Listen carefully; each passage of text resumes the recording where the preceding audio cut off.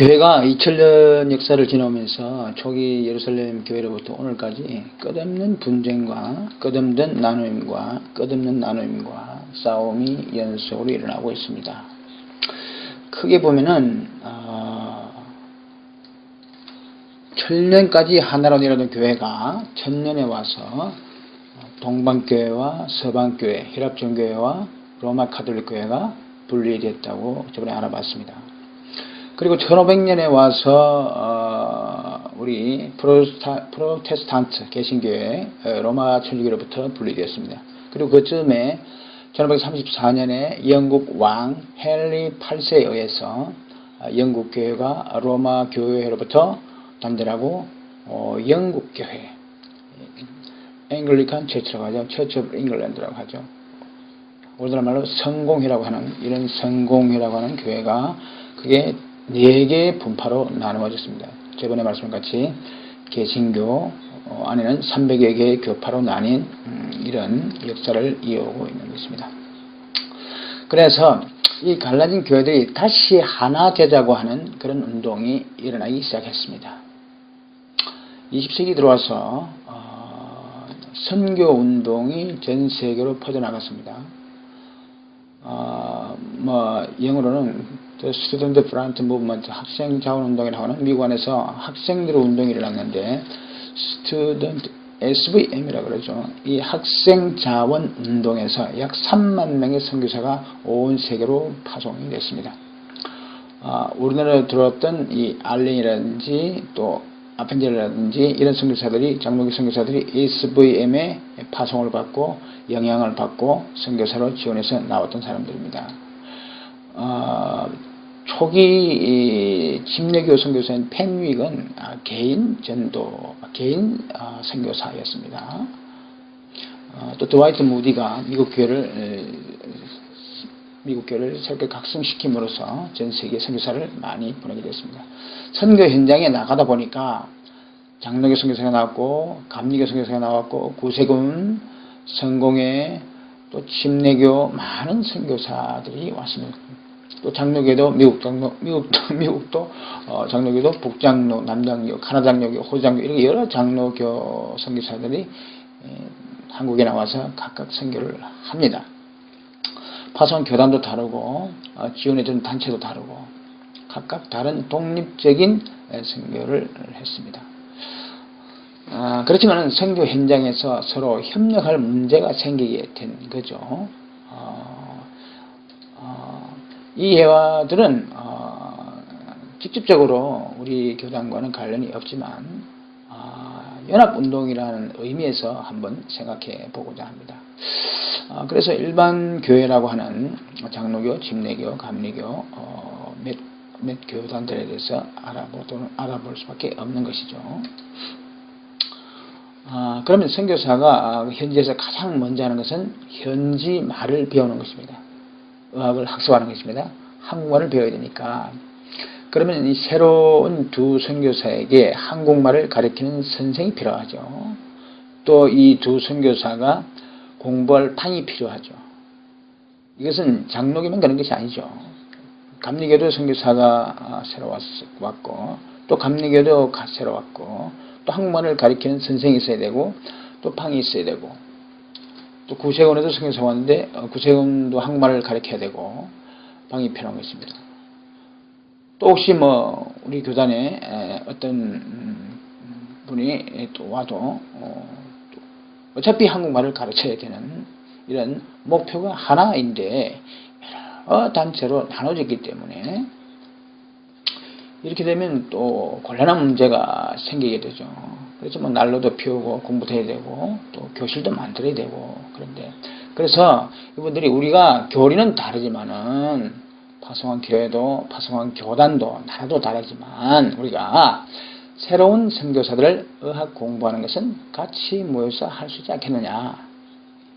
의학 선생이 5명이 5교단을 가르치면 한 사람이 교실 5개에서 난로 5개를 피우고 하는 보다는 한 교실에서 난로 1개를 피우고 한 선생에서 공부하게 되면은 시간적으로 경제적으로 엄청난 세이브를 할 수 있지 않겠나.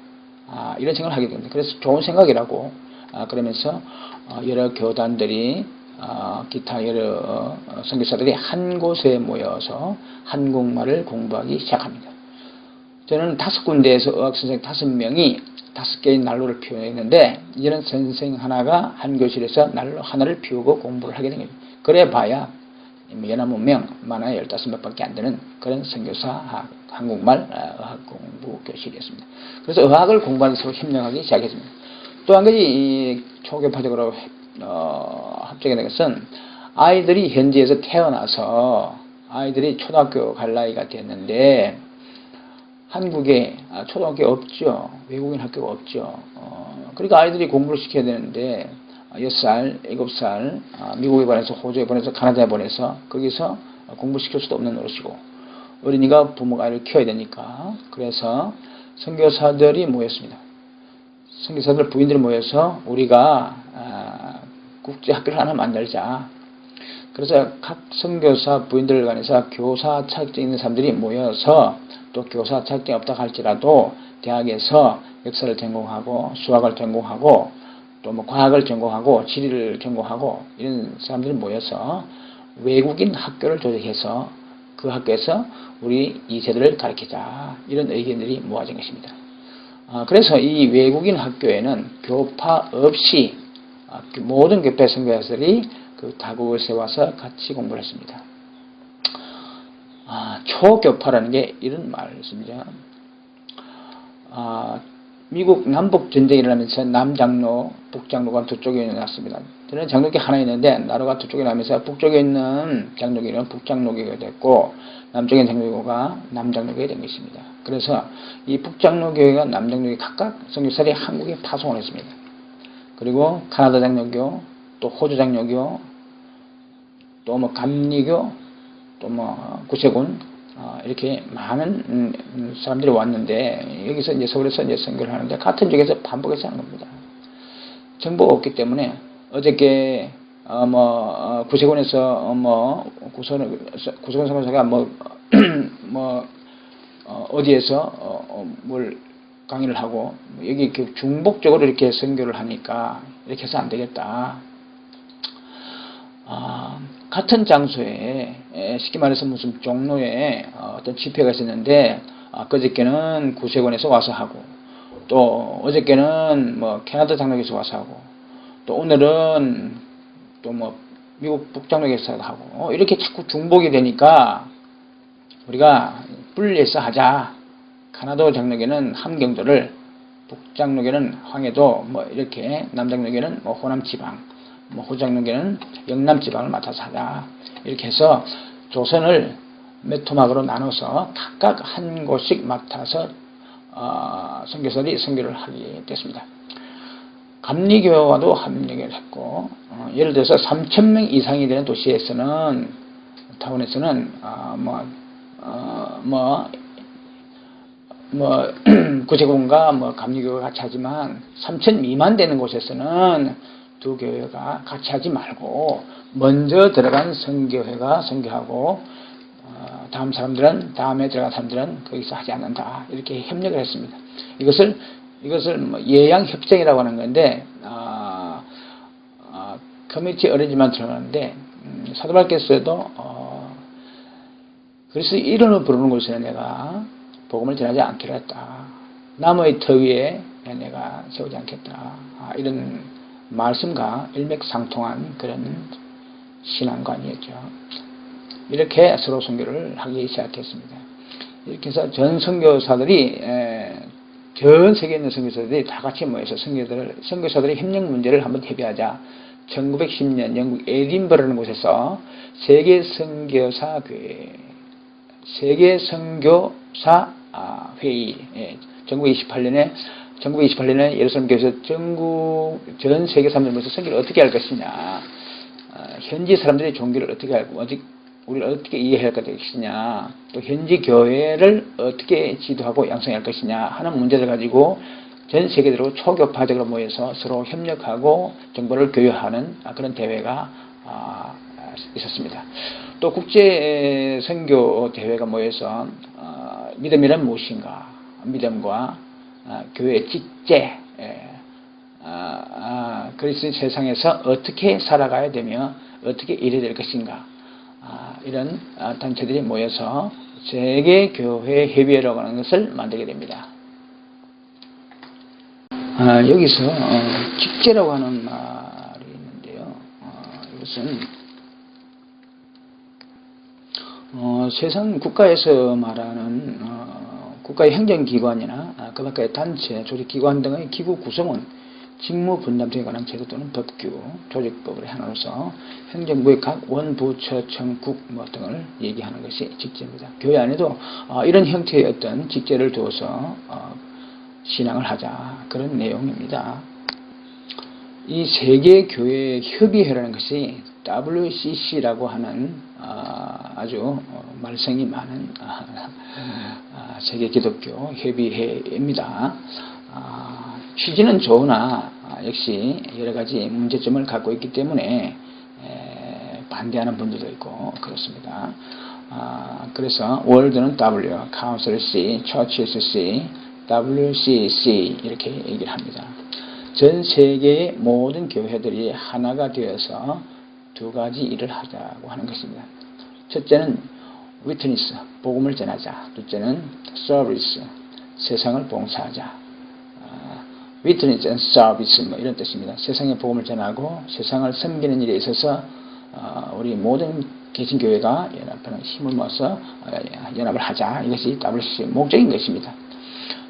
WCC는 구세군 감리교 성공회 개신교 모든 교리와 역사와 예정과 이것을 다 없애버리고 하나로 만드는 소위 비빔밥을 만들어버리는 중국 없이 짬뽕을 버리는 그것이 아니고 이것은 오해라고 볼 수 있는데 침례교는 침례교의 교리, 역사와 교리를 예전을 그대로 갖고 있고 감리교는 감리교대로, 성공회는 성공회대로, 구세관은 구세관대로 자기 교회의 특색을 가지고 있으면서 복음을 전하는 데 있어서는 서로 협력하고 세상을 섬기는데 서로 협력하자고 하는 이것이 WCC 원래 목적입니다. 그래서 세계교회가 자기가 맡은 일에 감당하다는 것이 에큐메니컬 운동의 WCC의 원래 목적이고 예수님께서 기도하신 대로 우리가 하나가 되자 하는 그런 취지에서 이렇게 발생했습니다. 그런데 여기서 부작용이라는 것은 이 WCC에 가입하는 사람들, 구성원들에 대해서 문제가 있게 된 것입니다. 적어도 우리 기독교, 개신교, 예수교, 즉 하나님이 천지를 창조하셨고 우리가 죄인 되었고 대속법으로 하나님께서 옛날부터 준비하신 그 완전 대속하신 예수님께서 이스라엘 땅에 오셔서 우리 모든 죄를 위하여 십자가에 돌아가심으로 그 피를 흘림으로 말미암아 우리 모든 인류가 대속되었고 또 주님이 다시 오셔서 그것을 믿는 사람들을 다시 데려가서 영원토록 영생 복락을 누리는 이 기초 교리 안에서 이것이 행해져야 되는데 모든 사람, 모든 교회, 이상한 교회 교파들도 참여하는 것을 막지를 못한 것입니다. 모든 일에 항상 기본 질서가 있는데 일을 하다가 보면 이런 기본 질서들이 무너지는 것들에 대해서 아주 조심할 필요가 있겠습니다. 이상으로 몇 분에 걸쳐서 교회가 걸어온 역사에 대해서 알아봄으로써 몇 가지 생각을 할 수가 있는데 첫 번째는 교회라고 하는 공동체 안에 아직 미숙한 상태에 있을 초대교회 때 헬라파 혼자 사는 부인들에 대한 어떤 불평등한 대우 또 그게 여러 가지 일들이 교회 안에서는 발생할 수가 있는데 저는 개인적으로 교회의 특징을 그렇게 생각합니다. 영축을 죄인들이 주님의 큰 은혜를 받고 영생 복락을 누리게 된 이 은혜 받은 자들이 다른 여타 세상의 종교와는 좀 다르게 실수를 할 수 있고 그 실수에 반응하는 태도가 아주 특별하다고 봅니다. 예수님께서도 지금 구원받고 난 뒤에 저희들이 이런 많은 실수들에 대해서 일일이 하늘의 창문을 열고 우리들에게 꿀밤을 주시지 않지 않습니까? 예수님께서 우리가 태어나서 죽을 때까지 말씀을 주시고 성령을 주시고 우리에게 복음을 주시고 끝까지 참고 기다리시는 이 기다리심을 본받아 우리 모두도 이렇게 길게 오래도록 참고 기다려주고 한다면 이렇게 많은 분파들이나 교회사에서 많은 일들이 아마 적었으리라고 봅니다. 그러나 전체적으로 볼 때 이 인류 역사는 우리 인간들이 실패해보는 역사라고 봅니다. 이 실패해봄으로써 무엇이 중요하고 무엇이 중요하지 않는가를 이 인류 6천년 역사를 통해서 우리 인간들, 특히 우리 구원받은 성도들이 그것을 깨달아 여러 사람들이 합하여 주님의 신부된 사람으로서 주님과 대화할 수 있을 정도의 능력 가진 단체, 이클레시아, 교회, 신부를 생산하는 과정이 아닌가 싶습니다. 그래서 여타 종파와는 달리 우리 예수교, 크리스찬은 물론 조심을 해야 되겠죠. 최대한 행제 앞에 그칠 것이 없도록 조심해야 되겠지만 믿음이 적은 연고로 아직 지식이 없는 연고로 조심하지 못하고 실수했을지라도 그것을 참아주는 사람들, 참아주는 것이 더 큰, 예를 들어서 실수에 대해서 조심한 부분이 100에서 한 30이라면 참아주는 것은 70 정도 되어야 되지 않겠나. 그런데 지금 교회가 그런 일을 쭉 보면서 여러 가지 문제점들에 대해서 뭐 조그마한 침례냐 세례냐 또 뭐 여러 가지 우리 구원론과 영생에 대한 큰 문제가 되지 않은 그런 일들로 인해서 분파가 생기는 것은 그 개개인들이 그 종파의 지도자리 그 마음에 사단에 심어준 사욕이 있었음을 증명하는 것입니다. 우리 모두가 진정으로 사욕을 버리고 구원의 진리에서 교리의 진리에 접근하고자 솔직하게 노력한다면 거기에 이룰 수 있다고 봅니다. 그러나 사단은 역시 가만 내버려 두지를 않습니다. 사단은 우리 성도와 교회 지도자의 마음속에 들어와서 그것을 아주 중요한 것이냐 이렇게 부풀려서 행제와 행제 간에 이간질을 시키는 여우와 같은 일이 있는 것입니다. 그리고 또 한 가지 초대교회 콘스탄티누스 313년에 이 기독교를 그 고난받는 카타가메의 교회, 초대교회, 순교자의 교회, 사도 시대, 속사도 시대, 그리고 그 위에 교부 시대, 이렇게 고난받는 시대에서는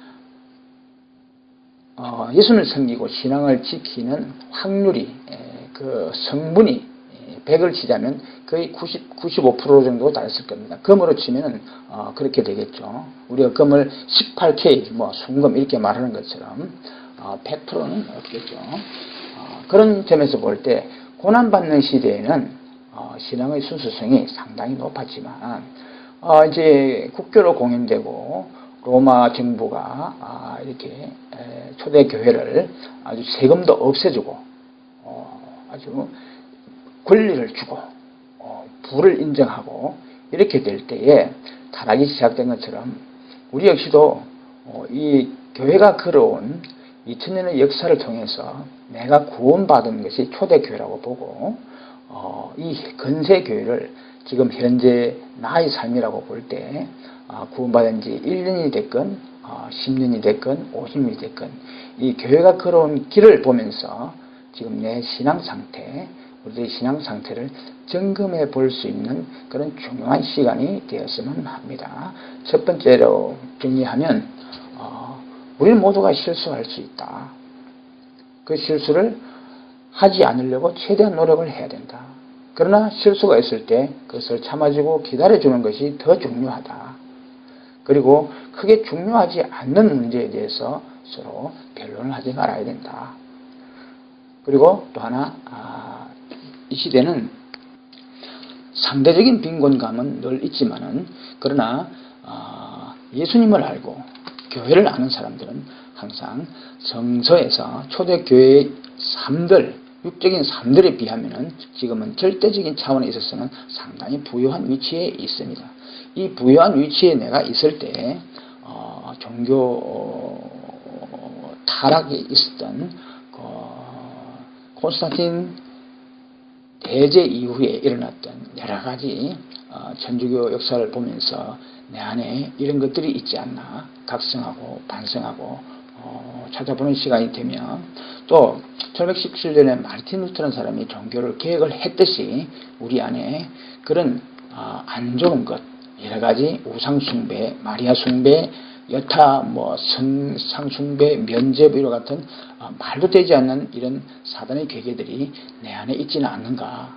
그래서 마르틴 루터와 같은 교회 개혁을 할 수 있는 그런 정도의 신앙이 지금 잘못되었다면 아주 특별한 회개, 특별한 돌이킴이 있는 그런 깨우침을 받는 시간이 되었으면 합니다. 타락의 종류에도 여러 가지가 있겠지만 지금까지 교회가 걸어온 일 안에서 찾아볼 수 없는 한 가지 큰 타락이 있겠죠. 그게 뭐냐면은 우리가 그저 받은 이 구원을 전하지 않는 이 타락은 타락 중에 제일 큰 타락이라고 볼 수 있겠습니다. 이 교회가 걸어온 길을 통해서 여러 가지 교훈을, 우상숭배에 대한, 그리고 분파에 대한, 그리고 형제간의 갈등에 대한 여러 가지 예를 들어봤지만, 그 중에서도 제일 중요한 것은 복음을 전하지 않는 타락, 복음을 전하지 않는 그 타락이라고 해야 될까요? 복음을 전하지 않는 그 죄, 그 불순종, 이것이 아마 제일 큰 문제로 교훈받아야 되지 않을까 그래 싶습니다. 그리고 모임생활 하지 않는 그런 죄, 또 기도하지 않는 죄, 기도드리지 않는 죄, 그리고 말씀 공부 안 하는 죄, 그리고 오래 참아주지 못하는 죄, 그리고 교제할 때 사심을 버리지 못하는 죄, 여러 가지도 있겠죠. 제가 은혜스러운 내용들이 있어서 이렇게 전달을 해봤습니다. 아무쪼록 우리 형제자매들 저와 함께 귀한 교훈을 받는 시간이 되었으면 합니다.